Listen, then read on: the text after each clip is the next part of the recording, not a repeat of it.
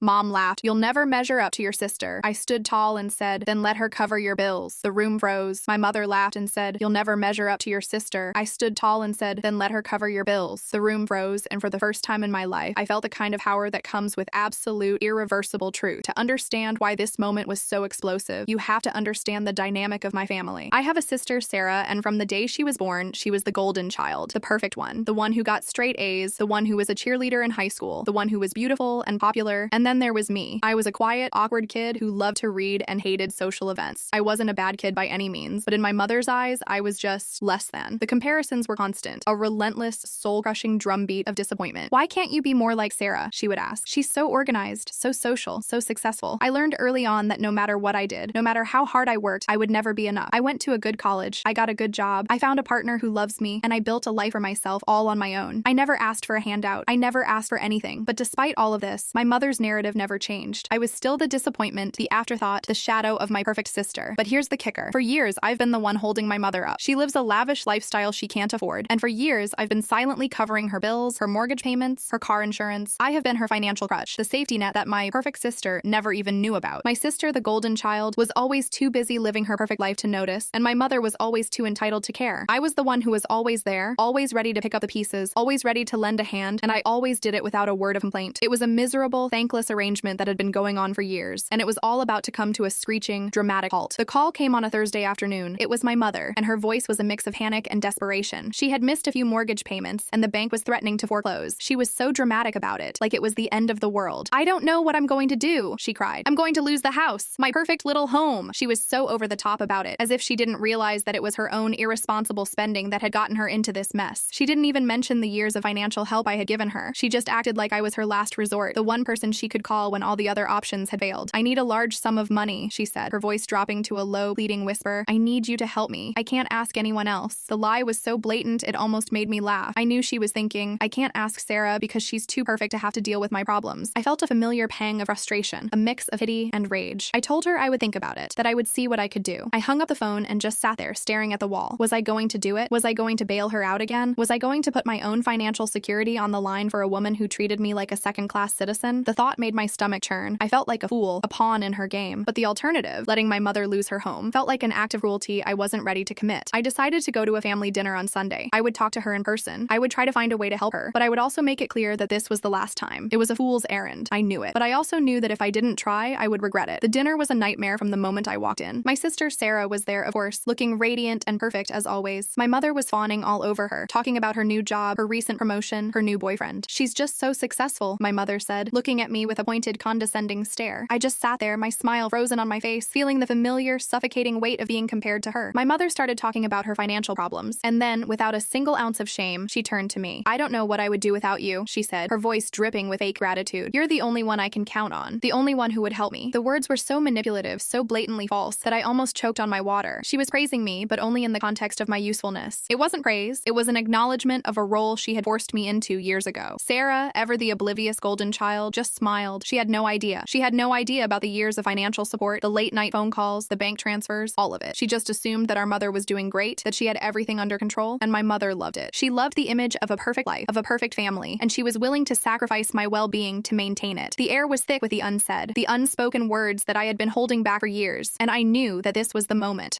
I was going to have to say something, to confront her, to finally, after all these years, demand a little bit of respect. The tension in the room was palpable. I just sat there, my hands clenched into fists in my lap, trying to find the words, but my mother, in her infinite cruelty, just kept going. She started talking about my life, my career, my partner. Your job is just fine, I guess, she said, with a dismissive wave of her hand, but you're not where you should be. Look at Sarah, she's got it all figured out. She's so smart, so put together. Why can't you be more like her? My heart was pounding. My blood was boiling. I felt a wave of cold, righteous rage wash over me. I had worked so hard. I had done everything on my own, and here she was, in a moment of desperation, still finding a way to tear me down. I looked at Sarah, who was just smiling, oblivious to the fact that she was the weapon my mother was using against me. I looked at my mother, her face smug and condescending, and I just couldn't take it anymore. I took a deep breath, and in a quiet voice I said, "You have no idea what you're talking about, do you?" She just laughed, a cold, mocking, humorless laugh that cut me to the bone. "Don't be so dramatic," she said. "I'm just telling the truth." And then she said the words that would change everything, the words that would be the final, irreversible breaking point. She looked at me with a smug, self-satisfied look on her face, and she said, "You'll never measure up to your sister." The words hung in the air, heavy and poisonous. The rest of the family, the enablers, the ones who had watched this dynamic play out for years, just sat there, silent, watching the show. This was it. This was the moment. She had finally gone too far. The laughter. That's the part that will always stick with me. The cold, mocking, condescending laughter that came after she said I would never measure up to my sister. The sound was so full of malice, so full of contempt, that it was like a physical blow. The room was silent. Everyone was waiting for my reaction. For the past 15 years, my reaction was always the same. I would cry. I would run out of the room. I would feel the familiar, crushing weight of her disappointment. But not this time. This time, something was different. I just sat there for a moment, letting the words sink in, letting the full weight of her cruelty hit me. I looked at my sister, who was now looking a little uncomfortable, and then I looked at my mother, whose face was still twisted in a mocking smile. I took a deep breath, a slow, deliberate one, and in a voice that was so calm, so controlled, that it didn't even sound like my own, I said, "Then let her cover your bills." The words were a gunshot. The room froze. My mother's laughter died on her lips, her eyes widening in confusion. Sarah's jaw dropped. The other family members in the room, the ones who had been silent for so long, just sat there, their eyes wide with shock. The air in the room was so thick with tension you could cut it with a knife. For years, I had held my tongue. For years, I had taken the abuse, the comparisons, the neglect. For years, I had been the good daughter, the one who was always there, the one who always helped. And for what? So she could still laugh in my face and tell me I wasn't good enough. The rage that had been building inside me for years was finally unleashed. But it wasn't a wild, uncontrolled explosion. It was a cold, calculated strike, a single sentence that was going to bring her entire pathetic house of cards down. This was the moment I had finally found my voice. This was the moment I finally stood up for myself. This was the moment I finally told her that I was done. The silence was unbearable, but I wasn't done. I just looked at her, my voice still as calm and controlled as before. "That's right, Mom. Let your perfect daughter, the one who measures up, the one who has it all figured out, the one who is so successful, let her cover your bills." My mother's face was a mask of confusion, and then, slowly, a look of dawning horror spread across it. "What are you talking about?" she stammered. I just smiled, a cold, humorless smile. "You know exactly what I'm talking about. You know about the mortgage payments I've been making for you for the past 3 years. You know about the car insurance I've been paying for you. You know about the bills I've been covering, the ones you can't afford because you're too busy living a life you can't afford. You've been leaning on me for years, using me, and now you want to sit here and tell me I'll never measure up to her?" I looked at Sarah, who was still just staring at me, her face pale. "You think she knows?" I asked. "Do you think she knows that while she was off living her perfect life, I was the one paying for your house? I was the one making sure you didn't go bankrupt? I was the one who was always there, always ready to lend a hand. And you still, after all of this, have the audacity to sit here and tell me I'm not good enough?" The words poured out of me, a flood of years of pent-up anger and resentment. I felt a strange sense of peace, a quiet calm that comes with finally telling the truth. My mother's face was a study in shock, and then a raw, terrified rage. She had been caught, she had been exposed, and she had no one to blame but herself. I looked around the room at the stunned faces of my family, the enablers who had just sat there for years and watched this happen, and I felt a sense of finality. I was done. I stood up, looked my mother straight in the eye, and said, "From this moment on, you're on your own. I'm done. Ask your perfect daughter for help. Let her cover your bills." I turned and walked out, leaving the stunned silence behind me. I walked out of the house, my heart pounding, but for the first time in years, it wasn't from fear or anxiety. It was from the feeling of pure, unadulterated freedom. My partner, who had been waiting for me in the car, looked at my face and knew something had happened. I got in the car, slammed the door shut, and just started to cry. But this time, they weren't tears of sadness. They were tears of relief. I had done it. I had finally stood up for myself. The phone started ringing almost immediately. It was my mother. I just looked at the screen and let it go to voicemail. After a few seconds, it rang again, and again, and again. I just let them all go. A few minutes later, a text message came through. "Call me back, now." I didn't. I just put my phone on silent and drove away. We went to my favorite restaurant, and I just sat there, eating my favorite food, feeling a sense of peace I hadn't felt in years. When we got back to the car, I checked my phone. I had a dozen missed calls and a handful of voicemails. I listened to them all. The first one was a mix of rage and disbelief. "How dare you? How could you do this to me? I'm your mother." The second one was more panicked. "You have to come back. You have to help me." The third one was a pathetic, pleading whisper. "Please, please, I'm sorry. I'm so sorry. I didn't mean it." The shift in her voice, from rage to desperation, was a testament to the power of what I had just done. She had finally realized what she had lost. She had finally realized that the crutch she had been leaning on for years was gone. The feeling of vindication was intoxicating. The phone calls didn't stop. For days, I was bombarded with calls and text messages from my mother, but I never answered. Then, the messages started coming from other family members, the enablers. They were all saying the same thing. "You were cruel. You were out of line. Your mother is heartbroken." I just sighed and started sending them the screenshots of all my bank transfers. I didn't have to say a word. The proof was right there. Thousands of dollars. For years. I just sent them the evidence, and every single one of them just went silent. They couldn't argue with the truth. The ones who didn't get the screenshots, the ones who called me and tried to lecture me, I just calmly told them everything. The constant comparisons, the emotional abuse, the way she treated me like a second-class citizen, they would always say the same thing. I didn't know. I would just look at them and say, "That's because you never bothered to ask." The fallout was a whirlwind of drama, but I just stayed calm, a silent, unmovable force. The one conversation that was the hardest was with my sister, Sarah. She called me, her voice full of a strange mix of anger and fear. "What did you do?" she asked. "Mom is calling me and saying she needs needs money for the mortgage. She said you said to ask me. I just laughed, a short, bitter laugh. That's right, I said. You're the golden child. You're the one she thinks is so perfect. So let her ask you. She's your mother too, isn't she? The silence on the other end was deafening. She was realizing, for the first time in her life, the cost of being perfect. She was realizing that all the fawning and all the praise had come at a price, and that I was the one who had been paying it. The final update is a bittersweet one. My mother's home went into foreclosure. She couldn't get a loan, and my sister, the perfect one, couldn't afford to help her. My mother was forced to sell the house, and she's now living in a small rented apartment. I don't talk to her anymore. We don't speak, and I don't plan on ever speaking to her again. The feeling of vindication is still there, but it's mixed with a strange, quiet sadness. It's a sadness for the life I never had, for the mother I always wanted, and for the family that never existed. But that sadness is quickly replaced by a powerful sense of freedom. I'm free from her emotional abuse. I'm free from her financial manipulation. I'm free from the constant need to prove myself. My partner and I are thriving. We're buying a house, and for the first time in my life, I feel a sense of peace, a sense of quiet contentment. My mother's actions, the ones that were meant to keep me in my place, were the very actions that set me free. And for that, I'm grateful. The truth, no matter how hard it is to say, will always, always set you free. It was a painful lesson, but it was a lesson I had to learn, and now I can finally